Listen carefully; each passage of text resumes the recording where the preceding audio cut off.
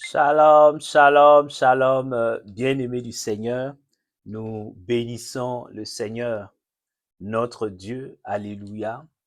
Lui qui nous fait encore grâce de nous retrouver encore dans sa présence pour écouter donc sa parole, mais aussi pour le louer, pour l'adorer, pour le célébrer, car lui seul est digne d'être adoré, lui seul est digne d'être magnifié.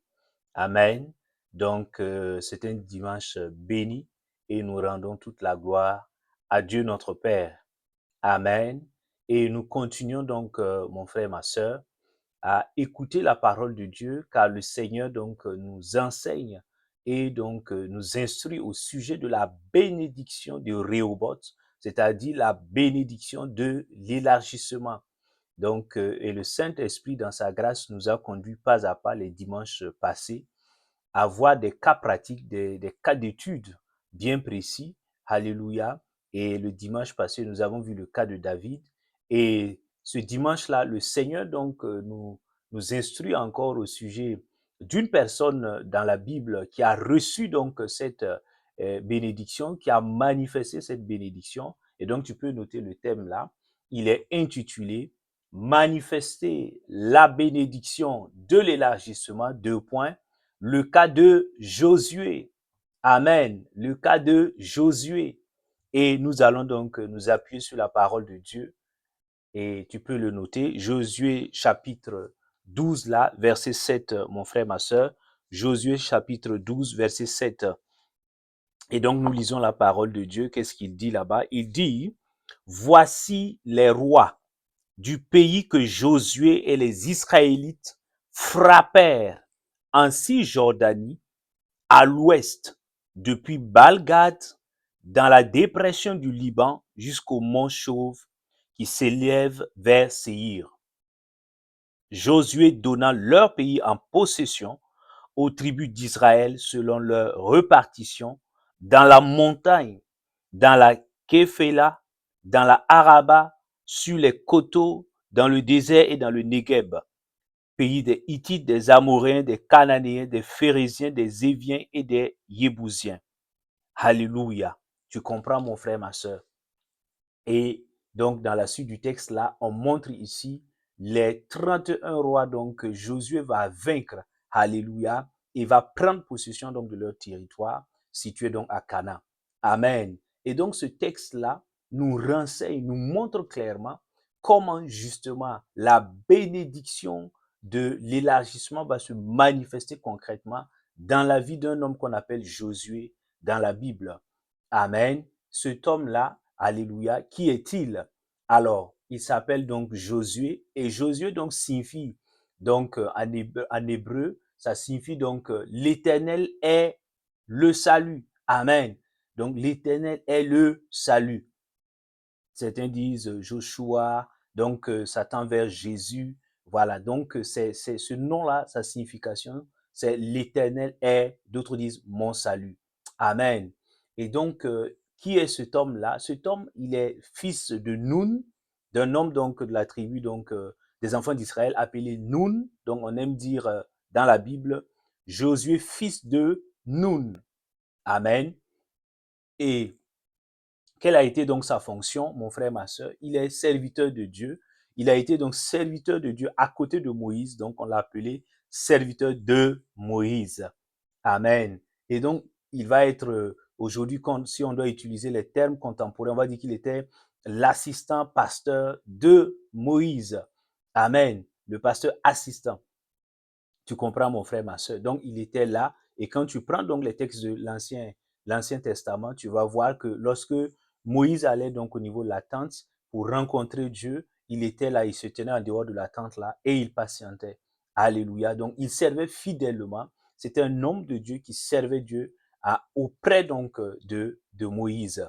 Alléluia. Et donc, voici donc un homme, alléluia, israélite, que Dieu, dans sa grâce, donc, va choisir.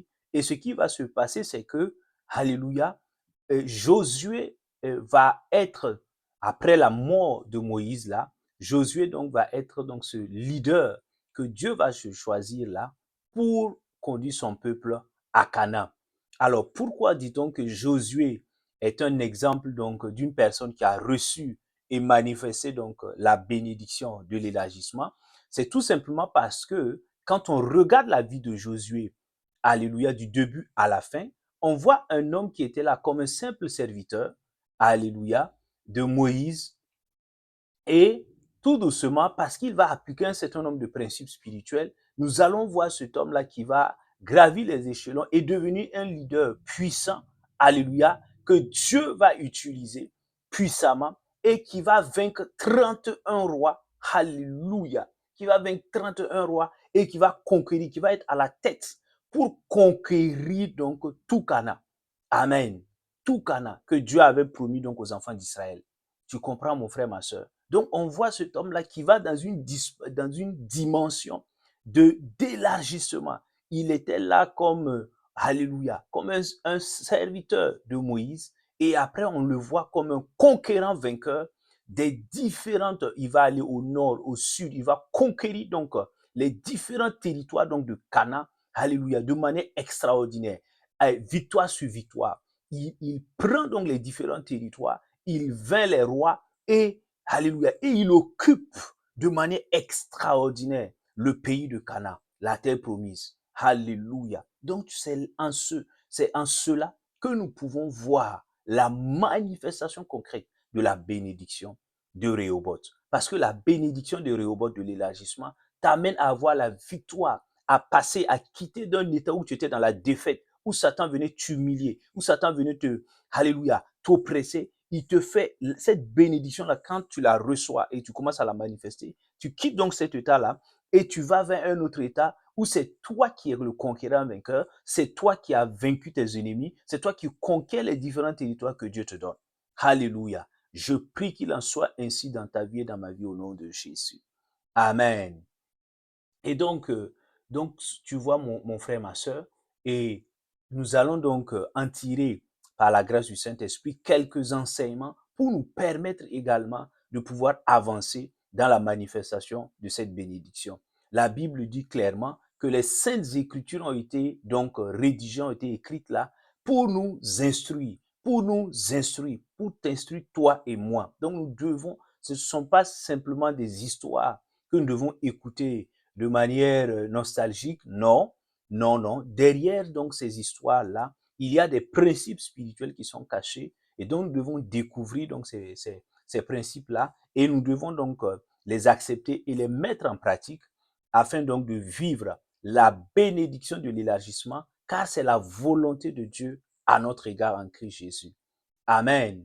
Et donc tu peux le noter, mon frère, ma soeur, quels sont les enseignements que nous pouvons tirer de la vie de Josué afin de manifester, afin de recevoir et de manifester la bénédiction de l'élargissement. Alors, premier point, et tu pourras le noter, c'est que, amen, toi et moi, nous devons, alléluia, placer notre totale confiance en la parole de Dieu, en la parole de Dieu. Alléluia. Et nous le voyons, nous lisons Josué chapitre 1, mon frère, ma soeur, Josué chapitre 1, verset donc 12 à 13. Josué dit aux Rubénites, aux Gadites et à la tribu de Manassé, rappelez-vous ce que Moïse, serviteur de l'Éternel, vous a commandé quand il a dit, l'Éternel, votre Dieu, vous accorde le repos. Il vous a donné ce pays. Alléluia. Tu entends? Donc Josué, après donc la mort donc de Moïse, on voit Dieu qui vient donc dire à Josué, voici, lève-toi là et conduis donc mon peuple là à Canaan. Alléluia. Et Dieu va, et là, il va dire au peuple là, au peuple donc d'Israël, il va dire aux enfants d'Israël, écoutez, Dieu vous avait dit qu'il va vous donner ce pays. Donc, levez-vous et nous allons donc prendre ce pays-là en possession. Tu comprends? Et il dit, voici ce que Moïse avait déjà dit de la part de l'Éternel. Donc, il rappelle au peuple parce que le peuple était dans cette dimension-là où, alléluia, il attendait donc qu'on puisse lui instruire, alléluia, Parce que beaucoup n'étaient pas certains parmi le peuple là de pouvoir conquérir Cana, de pouvoir prendre possession de Cana. Tu comprends, mon frère, ma soeur? Oui. Donc, Josué va faire quoi? Par cette expression-là, lorsqu'on lit le verset 13, il dit, mais l'Éternel, qu'est-ce que Dieu vous a dit? Dieu vous a dit qu'il vous a donné, c'est pas qu'il vous donnera. Dieu vous a déjà dit. Donc, il rappelle la parole de Dieu aux enfants de Dieu. Waouh! Et ça, c'est une marque. Alléluia. C'est quelque chose qui montre clairement que Josué avait placé sa confiance en la parole de Dieu. Il ne doutait pas. Tu comprends? Alléluia. Et ça, ce n'est pas seulement dans ce passage. Quand tu regardes, tu retournes en arrière, tu regardes comment donc la marche dans le désert, quand il finissait vers la fin, alléluia, et il s'approchait donc de Cana. Et on va envoyer, Moïse donc va envoyer donc les 12 espions. Josué fait partie des 12 espions. Il était avec Caleb et d'autres personnes. Et Moïse dit, allez, voir à Canaan qui occupe donc ce pays-là et venez me faire le rapport. Donc quand ils vont, alléluia, les 10 là viennent faire un rapport négatif à Moïse devant tout le peuple et tout le peuple commence à avoir peur. Mais Josué, alléluia, Josué et Caleb, donc tu vois, déjà, eux, ils avaient déjà conscience que Dieu est fidèle. Alléluia. Et ils avaient placé leur confiance en Dieu, en l'Éternel, le Dieu vivant, et en sa parole. Et en son temps, Josué et Caleb avaient dit, non, si l'Éternel est avec nous, nous allons prendre Cana. Nous allons conquérir Cana. Alléluia. Donc, ils avaient donné des paroles de foi, des paroles de confiance. Tu comprends, mon frère, ma soeur? Alléluia. Donc, il est extrêmement important que tu puisses comprendre cela. Et ici, alléluia, il s'agit bien évidemment de mettre, toi et moi, notre confiance en la parole de Dieu. En la parole de Dieu. Quand tu prends la Bible de Genèse à Apocalypse, tu vois les promesses de Dieu. Tu vois ce que Dieu dit sur tel aspect, sur la santé, sur la vie, sur le travail, sur le mariage, sur l'enfantement, sur le ministère, sur tous les aspects, sur toutes les dimensions de la vie humaine. Dieu dit quelque chose. Est-ce que tu comprends? Dieu a déjà parlé. Et tu vois, il a mis sa confiance. Josué a mis sa foi, il a placé sa foi. Il faisait confiance en la parole de Dieu. Ce que Dieu a dit, il a cru. Tu comprends? Est-ce que toi et moi, nous croyons en ce que Dieu dit? Alléluia. Ce qu'il a dit dans sa parole à notre sujet, est-ce que nous le croyons? D'ailleurs, est-ce que nous-mêmes nous sommes conscients? Est-ce que nous sommes même au courant de ce que Dieu dit à notre sujet dans sa parole? C'est ça le véritable problème, mon frère, ma soeur. Souvent, nous sommes plus conscients. Nous nous préoccupons de ce que les hommes disent de nous, les paroles qu'ils disent à notre sujet, plutôt que la parole de Dieu à notre sujet. Nous mettons en avant plus ce que telle personne dit de moi, ce que telle personne pense de moi. Non, non, toi et moi, nous devons nous asseoir, prendre quotidiennement la parole de Dieu et regarder qu'est-ce que Dieu dit à mon sujet dans la situation où je me trouve là. Ce n'est pas anodin. Si Josué a reçu la bénédiction de l'Éternel et a manifesté cette bénédiction de l'élargissement là, ce n'est pas pour rien. C'est parce que, alléluia, c'est parce qu'il avait placé, et c'est le premier enseignement fondamental, il avait placé sa totale confiance en ce que Dieu a dit. Alléluia. Qu'est-ce que Dieu a dit sur toi, sur ta situation actuelle? Qu'est-ce qu'il dit sur la situation actuelle? Tu es au chômage, qu'est-ce que Dieu dit à ce sujet? Tu attends l'enfantement, qu'est-ce que Dieu dit? Tu attends donc le mariage, qu'est-ce que Dieu dit? Tu attends ceci, cela, qu'est-ce que Dieu dit? Alléluia. Et si tu veux véritablement recevoir également et manifester la bénédiction de l'Éternel, tu ne peux plus te permettre de laisser les vents et les tempêtes de la peur, du doute, de l'incrédulité venir souffler sur ta vie. Non, non. Regarde. La foi, la véritable foi. Alléluia. Tu connais la foi, Hébreu 11. Va lire. Regarde.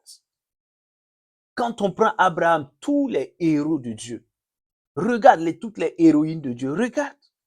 Esther, Ruth, prends Déborah, Anne, Maman Marie. Regarde, regarde qui a reçu la bénédiction de l'élargissement sans avoir au préalable manifesté la foi. Il n'y en a pas.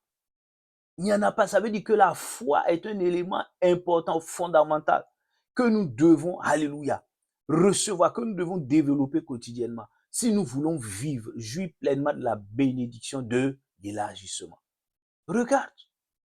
Donc, Josué, il avait placé, il dit, rappelez-vous, l'Éternel vous a dit qu'il vous a déjà donné ce pays. Donc, il rappelle la parole de Dieu parce qu'il fait confiance en cette parole-là. Parce que la parole, c'est Dieu. Tu n'as pas lu Jean chapitre 1, verset 1. Au commencement était la parole. La parole était avec Dieu et la parole était Dieu. Je prie dans le nom de Jésus. Oh, que tu reçoives, alléluia, que tu disposes ton cœur pour recevoir une grande foi, alléluia, quotidiennement, afin de marcher dans cette foi-là et de manifester la bénédiction de l'élargissement au nom de Jésus. Reçois cette grâce au nom de Jésus. Amen. Alléluia. Et nous continuons. Le deuxième enseignement, donc le premier là, c'est sur le fait de pouvoir mettre notre totale confiance en la parole de Dieu. Donc ne joue pas avec la parole de Dieu. Tu dois connaître la parole de Dieu. Tu dois méditer, étudier la parole de Dieu afin qu'elle entre en toi. Amen. Cette parole-là la Bible dit que la parole de Christ abonde, abonde en vous. Tu ne peux pas marcher et puis il n'y a rien. Aucune parole n'est là. Aucune parole n'est là. La parole de Dieu. Tu retiens les paroles des hommes. Oh, telle personne m'a dit ça, ma mère m'a dit ça, mon père m'a dit ça, mon frère m'a dit ceci. Mais qu'est-ce que Jésus t'a dit? Quelle est la parole? Tu dois être saturé de la parole de Dieu. Je dois être saturé de la parole de Dieu. Alléluia. Je prie qu'il en soit ainsi dans nos vies au nom de Jésus. Amen. Et le deuxième enseignement, mon frère, ma soeur, tu peux le noter, c'est que toi et moi, nous devons marcher dans l'obéissance. Alléluia. Oui, l'obéissance est le deuxième enseignement que nous pouvons tirer de la vie de Josué. Amen. Josué chapitre 1, verset 11. Nous lisons la parole de Dieu. Josué donna cet ordre aux officiers du peuple. Parcourez le camp et voici ce que vous commanderez au peuple. Préparez-vous des provisions, car dans 3 jours, vous traverserez le Jourdain que voici pour aller conquérir le pays dont l'Éternel, votre Dieu, vous donne la possession. Alléluia. Tu entends? Ces paroles-là, Josué les a prononcées après que Dieu lui ait dit, Josué, voici, lève-toi, fortifie-toi, je te donne Canaan. Alléluia. Prends le lead, conduis mon peuple. Donc Dieu lui donne une instruction, Dieu lui donne un ordre. Dieu lui commande de prendre le leadership là, afin donc de conduire le peuple à Canaan dans la terre promise. Donc Dieu lui a donné l'ordre. Et donc tu peux lire de Josué 1 jusqu'au chapitre 1, verset 1 à 9. Donc tu vois là Dieu qui lui donne des instructions. Il dit, fortifie-toi, lève-toi, fais ceci, fais cela. Donc Dieu lui parle. Tu comprends? Par rapport à la conquête de Canaan, Dieu lui dit, donc il lui donne des instructions fermes, claires. Et le verset 11 là, on voit Josué qui obéit, qui s'élève et qui obéit à la lettre. Il dit au peuple, il engage tout le peuple pour qu'il se lève afin d'aller conquérir donc Canaan. Alléluia. Donc il n'a même pas tardé. Aussitôt dit, aussitôt fait. Gloire au Seigneur. Et c'est une marque, c'est un grand enseignement dans la vie de Josué. Donc ce n'est pas étonnant que ce monsieur-là, cet homme-là ait reçu la bénédiction de l'élargissement et qu'il ait manifesté cette bénédiction. Non, ce n'est pas étonnant. Tous ceux et toutes celles dans la Bible et même dans la vie réelle qui reçoivent cette bénédiction-là, ce sont des gens, ce sont des enfants de Dieu qui marchent, qui font tous les efforts et les sacrifices possibles par la grâce de Dieu pour marcher dans l'obéissance. Alléluia. Tous ceux et celles également qui ratent la bénédiction de l'élargissement, ce sont des gens, alléluia, des enfants de Dieu qui aiment se rebeller contre Dieu, qui aiment désobéir, qui aiment faire qu'à leur tête. Oui, tu comprends mon frère, ma soeur. Donc Josué a obéi ici, tu comprends. Et qu'est-ce qui s'est passé? Tu vois mon frère, ma soeur. Donc, dans Josué, chapitre 6, là, verset 6 à 7, avant donc, ils devaient aller, avancer, donc, ils sont arrivés à Canaan. Il y a donc, ils doivent prendre Jéricho. Jéricho entouré donc de grandes murailles. Alléluia. Comment vont-ils donc abattre cette muraille-là et prendre donc la ville? Regarde ce qui va se passer. Dieu donne encore des instructions. Dieu, dans son amour et dans sa bonté, vient encore parler à Josué, lui dit, voici la tactique, la stratégie à mettre en œuvre. Fais ceci, fais cela. Alléluia. Et vous allez avoir la victoire. Et ils ont obéi. Josué encore prend le lead et il instruit le peuple selon la parole de Dieu, ce que selon l'instruction qu'il a reçue. Et il commence à mettre en pratique la parole de Dieu. Il commence à obéir. Et ils ont la victoire. Quand tu vas lire Josué chapitre 6 là, tu vas voir, ils vont prendre la ville, ils vont avoir la victoire sur leurs ennemis. Amen. Et quand tu continues, même chose pour les autres villes, Haï, même chose, Josué chapitre 8. Nous n'avons pas le temps pour le lire, mais tu peux le lire. Tu comprends? Et Dieu va donner des instructions et il va suivre, il va obéir et Josué va avoir la victoire sur les ennemis. Tu comprends? C'est ainsi.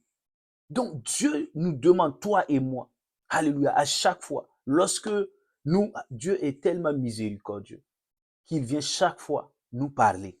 Alléluia. Il nous aime. Il ne se tait pas. C'est parce que toi, tu ne l'entends pas. Tu ne sais pas comment reconnaître sa voix. Mais Dieu parle. Alléluia. Dieu donne des instructions. Il vient te parler. La Bible dit, Dieu parle tantôt d'une manière, tantôt d'une autre. Et nous n'y prenons point garde. C'est à nous la faute. Tu comprends? Ce qui souvent t'arrive là, c'est parce que, un, peut-être tu n'as pas entendu Dieu. Deux, quand tu entends Dieu, souvent alléluia, ça te dérange. Parce que ce que Dieu va te dire là, ça va te demander de sortir de ton confort. Donc tu ne veux pas obéir. Et c'est ça souvent qui nous amène dans la défaite face à l'ennemi. Tu comprends? Alléluia. Quand les méchants, les sorciers s'élèvent contre nous. Non, Dieu ne veut pas notre défaite. Mais parce que nous, souvent, nous nous croyons plus sages que Dieu. Alléluia. Nous laissons ce que Dieu nous dit de faire là et nous commençons à chercher d'autres voies. Et c'est dans ça que nous récoltons la honte, l'humiliation et la défaite. Regarde, à chaque fois, Dieu est venu dans sa miséricorde, parler, il est venu dans sa bonté, dans sa miséricorde, parler à Josué. Et il a suivi, il a mis en pratique, il a obéi aux instructions divines. Toi et moi également, Dieu nous parle certainement dans chaque aspect de notre vie. Alléluia. Dans chaque aspect. Dieu vient nous donner des instructions. Tu n'as pas lu dans le psaume 32 là. 32, Dieu dit, je te conseillerai, je t'instruirai. Tu vois, je te donnerai des instructions. Je te montrerai le chemin à suivre. Je vais te dire quoi faire. Au travail, je te dirai quoi faire. Pour le mariage, pour l'enfantement, tout. Pour le ministère, dans chaque dimension dans tes études. Je te montrerai le chemin. Je vais t'instruire. Donc Dieu a déjà fait sa part. Est-ce que nous faisons notre part qui consiste à obéir, à mettre en pratique les instructions de Dieu? C'est ça le problème. Tu comprends mon frère, ma soeur? C'est ça, l'obéissance. L'obéissance. Dis avec moi obéissance. Oui, c'est ça. Tu comprends? Regarde. Donc Dieu va te demander souvent de rentrer dans un temps de discrétion. Il va te demander, ma fille, cache-toi. Cache-toi, mon fils, ne t'expose pas. Il va te demander comme il a fait pour l'enfant Jésus. Alléluia. Quand Jésus était né, dans le livre de Matthieu, tu peux lire ça dans les évangiles. Regarde, Dieu va te dire, allez, prends l'enfant, va le cacher. Toi-même, cache-toi. Non, ferme ta bouche. Ne parle pas de tes projets. Oui. Dieu va te demander souvent, sépare-toi de telle relation. Hé, Seigneur, mais je connais la personne depuis. Oui, Dieu dit, c'est bon. Oui, vous avez fait les études, vous êtes promotionné depuis telle année, mais c'est bon. Prends des distances. Alléluia. Oui, il va te demander, il va te dire, pardonne à telle personne. Il va te donner des instructions. Ça, ce sont des exemples concrets. Tu vois. Mais il va te demander beaucoup de choses. Et souvent, c'est un renoncement. Obéir à Dieu n'a jamais été une chose simple, mais c'est la voie de la bénédiction. Oui, la manifestation de la bénédiction est liée à ça. Tu comprends? On ne peut pas marcher dans la désobéissance continuellement et puis être béni. Ce n'est pas possible. Ce n'est pas possible. Dis-moi dans la Bible, dans la vie réelle, qui marche quand tu vois quelqu'un qui marche et qui semble être béni, qui marche dans la désobéissance, en fait, sa ruine sera soudaine. Alléluia. Sa ruine sera soudaine. Va lire le livre des Proverbes, tu verras cela. Donc, il ne faut pas envier ceux qui désobéissent et qui semblent prospérer, qui semblent réussir, qui semblent être bien. Non, non, non, non. C'est une illusion du diable. Ceux qui sont réellement bénis, celles qui sont réellement bénies, alléluia, marchent dans l'obéissance au Seigneur. Amen. Qu'est-ce que Dieu t'a demandé de faire? Qu'est-ce que Dieu m'a demandé de faire? Non, oh, analyse, regarde. Écoutons Dieu, apprenons à obéir. Alléluia. Apprenons à obéir, même lorsque ça nous fait mal, même lorsque ça nous dérange, même lorsque ça nous fait sortir de nos habitudes quotidiennes. Regarde, Josué n'a pas raisonné. Dieu lui a dit à chaque étape, alléluia. Quand ils étaient à Jéricho pour prendre la ville, Dieu donne la tactique, Dieu donne la stratégie. Elle est humainement quand tu as envie de rire. Dieu dit, vous allez faire le tour. Hein? Vous allez faire le tour, les 6 jours. Alléluia. Vous faites seulement les tours en faisant sonner la trompette. Alléluia. Et le 7e jour, vous allez faire cette fois le tour de Jéricho et vous allez prendre la ville. Vous n'allez pas combattre. Il ne s'agira pas d'aller prendre tel équipement de guerre, tel char. Non, non, non. Dieu utilise des moyens spirituels ici. Donc quand tu lis, tu as envie de te demander, Seigneur, avec ça, on va, alléluia. On va véritablement gagner. Amen. Est-ce qu'on va véritablement donc gagner donc la guerre? C'est parce que humainement parlant, tu comprends mon frère, ma soeur, humainement parlant, alléluia, tu comprends? Je prie dans le nom de Jésus que le Seigneur nous accorde la grâce, alléluia, de marcher dans l'obéissance. Au nom de Jésus, que nous puissions nous éloigner de toute forme de désobéissance, dans le nom de Jésus. Je prie que toi-même, tu te revoltes la situation dans laquelle tu te trouves, cette situation de désobéissance continuelle-là, et que par la grâce du Saint-Esprit, tu puisses marcher dans l'obéissance, afin de recevoir et de manifester la bénédiction de l'élargissement à l'image de Josué, au nom de Jésus. Amen. Et mon ami, mon frère, ma soeur, pour terminer, troisième enseignement que nous pouvons tirer donc de la vie de Josué, tu peux le noter, c'est que toi et moi, nous devons marcher dans la sanctification. Alléluia. Dans la sanctification.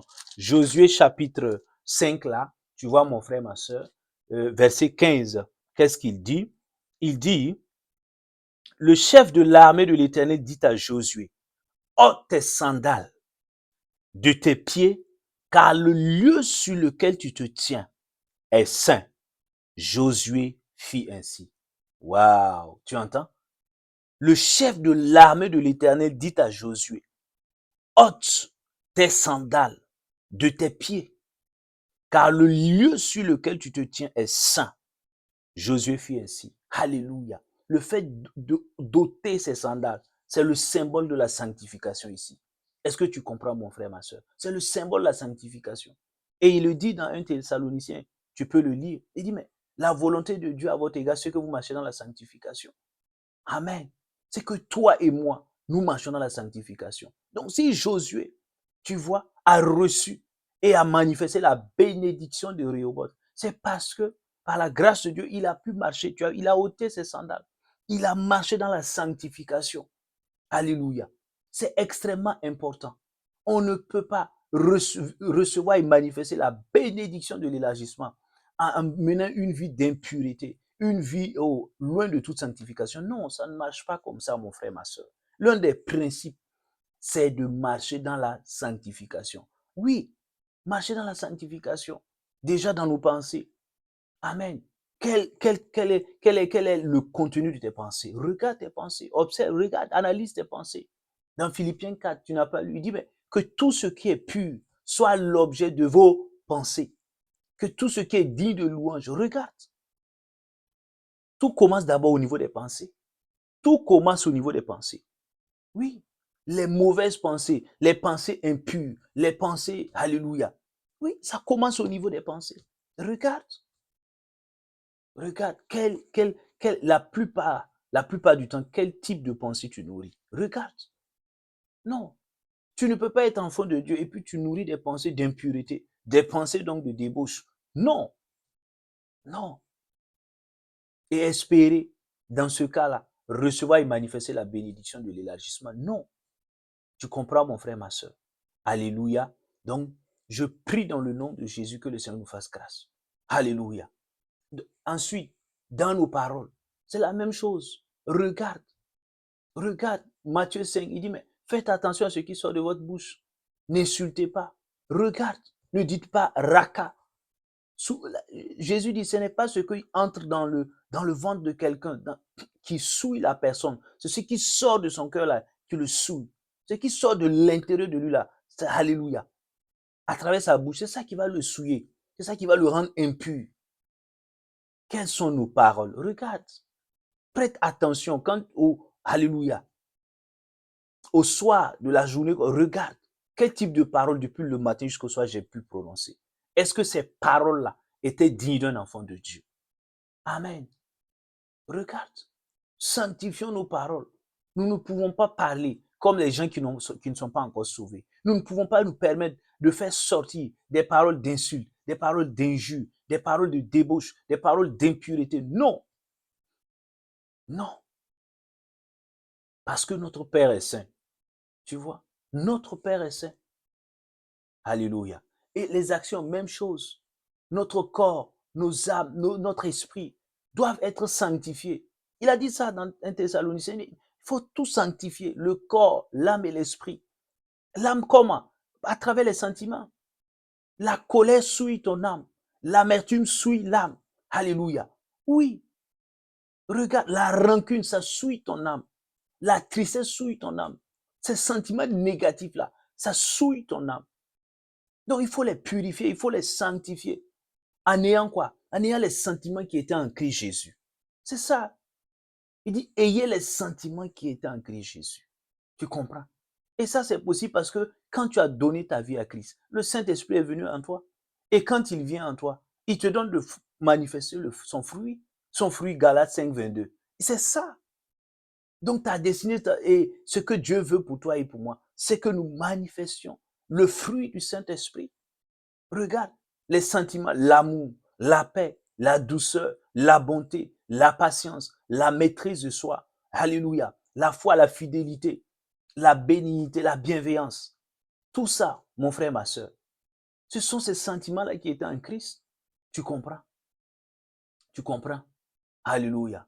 Je prie dans le nom de Jésus que le Seigneur nous accorde la grâce de nous éloigner de toute impureté, de toute impudicité et que nous puissions marcher quotidiennement dans la sanctification. Car Christ est venu, il a versé son sang pour nous et il a fait de nous des saints. Que le Saint-Esprit nous accorde la grâce de marcher dans cette voie de la sanctification-là au nom de Jésus-Christ de Nazareth.